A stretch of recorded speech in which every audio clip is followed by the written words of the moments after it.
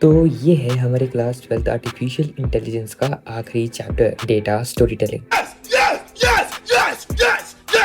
तो ये एक आर्ट है जिसमें रॉ डेटा और कॉम्प्लेक्स एआई इनसाइट्स को सिंपल और एंगेजिंग स्टोरी में बदल दिया जाता है, जिससे लोगों को डिसीजन लेने में आसानी होती है।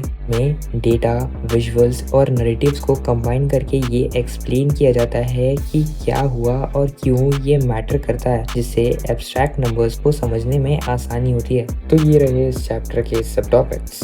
Moving on to our first topic which is from data to decision, जिसमें हम रॉ डेटा के चैलेंज के बारे में बात करने वाले हैं। हम सब ये जानते हैं कि data individual facts, statistics and items of information मतलब जानकारियों के टुकड़े होते हैं जो कि अक्सर न्यूमेरिक होते हैं, मतलब नंबर्स होते हैं, जिसे समझने के लिए हमें एक कॉन्टेक्स्ट, एक स्ट्रक्चर की जरूरत पड़ती है। एंड यार सच कहा जाए तो बिना कॉन्टेक्स्ट या फिर स्ट्रक्चर के ये किसी शोर यानी नॉइस से कम नहीं है जो हमारा अटेंशन ग्रैब करना चाहता है। लेकिन कैसे हम इससे एक मीनिंगफुल चीज एक्सट्रैक्ट कर सकते हैं। एंड यहाँ पर हमें कहानियों की ताकत के बारे में बताया जाता है, जिससे हम इस नॉइस से भरे डेटा में से कुछ मीनिंग अनलॉक कर सकते हैं। एंड क्या तुम ये जानते हो कि इस टूल को हम इंसान हजारों सालों से इस्तेमाल करते आ रहे हैं। देखो यार, होता क्या है कि रियलिटी में जो डेटा होता है वो कई बार कुछ ज़्यादा ही कॉम्प्लेक्स होता है। तो स्टोरी क्या करती है, उसे एक फॉर्म देती है, एक स्ट्रक्चर देती है, जिसके चलते हम उस चीज़ को, उस डेटा को रिकॉग्नाइज कर सकते हैं and at the same time उसे बहुत अच्छी तरीके से समझ सकते हैं।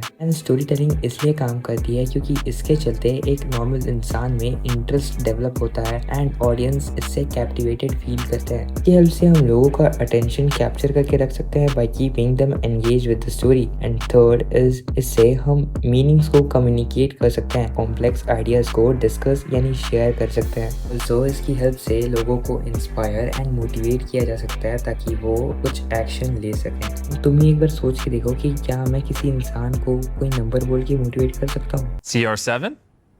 7 days on an island. Oh, Tala for a reason. बोले जो कोयल बागों में। तो चलो मैं तुम्हें 3 इंग्रेडिएंट्स के बारे में बताता हूँ जो हमारे स्टोरी टेलिंग की सक्सेस के लिए फॉर्मूला की तरह है। पहला है ऑब्वियसली डेटा, जो कि हर एक डेटा स्टोरी का प्राइमरी बिल्डिंग ब्लॉक है एंड ये नैरेटिव के लिए एक फाउंडेशन की तरह काम करता है। जिस डेटा की हम बात कर रहे हैं उसका रेलेवेंट, रिलायबल एंड एक्यूरेट होना बहुत ज़्यादा ज़रूरी है, वरना जिस स्टोरी को हम बता रहे हैं वो कोई डेटा स्टोरी न कहलाकर एक फिक्शनल स्टोरी कहलाएगा। दूसरा है दी नैरेटिव, जो कि हमारा स्टोरी लाइन है जिसे हमने इसलिए क्राफ्ट किया था ताकि हम डेटा में से इनसाइट्स को प्रेजेंट कर पाए in a clear, engaging and informative manner.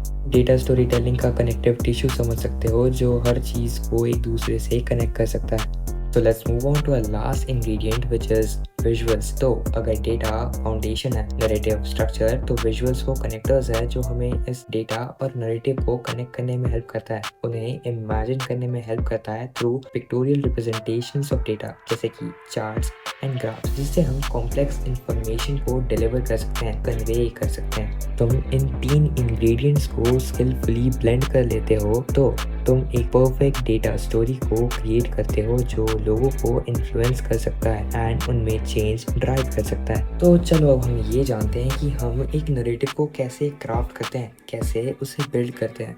और अब मैं तुमसे एक फ्रेमवर्क शेयर करने वाला हूँ जो स्टोरी टेलर्स सेंचुरीज से इस्तेमाल करते आ रहे हैं। इसे हम फ्रेटैक्स पिरामिड के नाम से जानते हैं एंड इसमें 5 स्टेजेस या 5 स्टेप्स हैं, जिसमें पहला आता है इंट्रोडक्शन, जिसमें हम सबसे पहले एक बैकग्राउंड इन्फॉर्मेशन को प्रोवाइड करते हैं। Second is the rising action, जहाँ पर टेंशन को बिल्ड किया जाता है, या कह लो क्लाइमैक्स को बिल्डअप दिया जाता है with a series of events. तीसरा है the climax, the most intense और important point in the story, जिसे हम सिंपली द टर्निंग पॉइंट कह सकते हैं। चौथा इज द फॉलोइंग एक्शन, जिसमें हम इस क्लाइमैक्स के रीजन के बारे में बताते हैं। आखिर में सभी कॉन्फ्लिक्ट्स को रिजॉल्व करके और कुछ आउटस्टैंडिंग डिटेल्स को एक्सप्लेन करते हुए हम एक कंक्लूजन डिफाइन करते हैं। तो ये है उसका एक एग्जाम्पल जिसे तुम्हें रीड कर लेना चाहिए।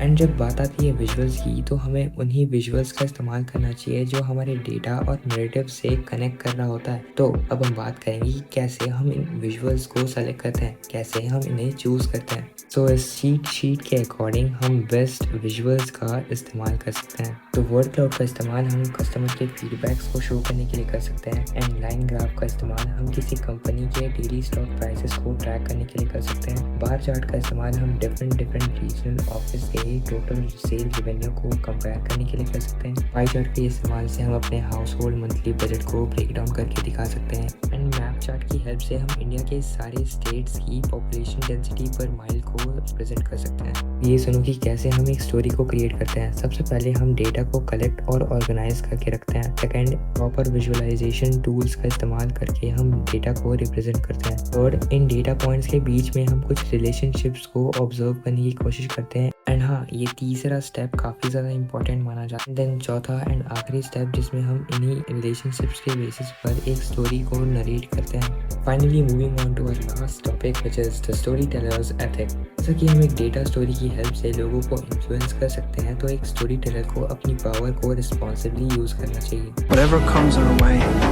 whatever battle we have raging inside us, we always have a choice. It's the choices that make us who we are, and we can always choose to do what's right. I will never forget these words. With great power comes great responsibility. क्या बात है sir, क्या बात है sir, क्या बात है, ये बात है। अरे थैंक यू जी। तो गाइस, डेटा स्टोरी टेलिंग एक पावरफुल टूल है जिसके लिए careful considerations of ethics required होते हैं in order to ensure a responsible communication. अगर हम इन एथिक्स को केयरफुली कंसिडर नहीं करते हैं तो हमें काफ़ी हार्मफुल कॉन्सिक्वेंसेस फेस करने पड़ सकते हैं। तो अब फाइनली हम बात करते हैं हमारे 3 पिलर्स ऑफ डेटा एथिक्स की, जिसमें सबसे पहला आता है एक्यूरेसी, जिसमें हम ये इंश्योर करते हैं कि हमारा data accurate, reliable and truthful तो है ना, एंड इसमें हम ये मेक श्योर करते हैं कि हम मैनिपुलेशन को अवॉइड करें। सेकेंड इज ट्रांसपेरेंसी, जो कि हमें ये बताता है कि अगर हमने डिफरेंट डेटा सोर्सेस या डिफरेंट मेथड्स का इस्तेमाल किया है एंड अगर इसके कोई लिमिटेशंस या बायसेस हैं तो हम उन्हें क्लियरली मेंशन करें। And for your kind information, trust is build on being transparent. तो उससे मेरा क्या फायदा?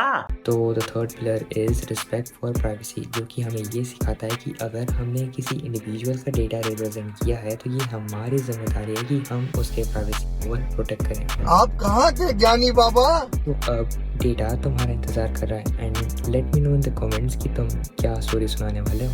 Nothing else, thanks for listening, keep smiling, keep striving and keep learning.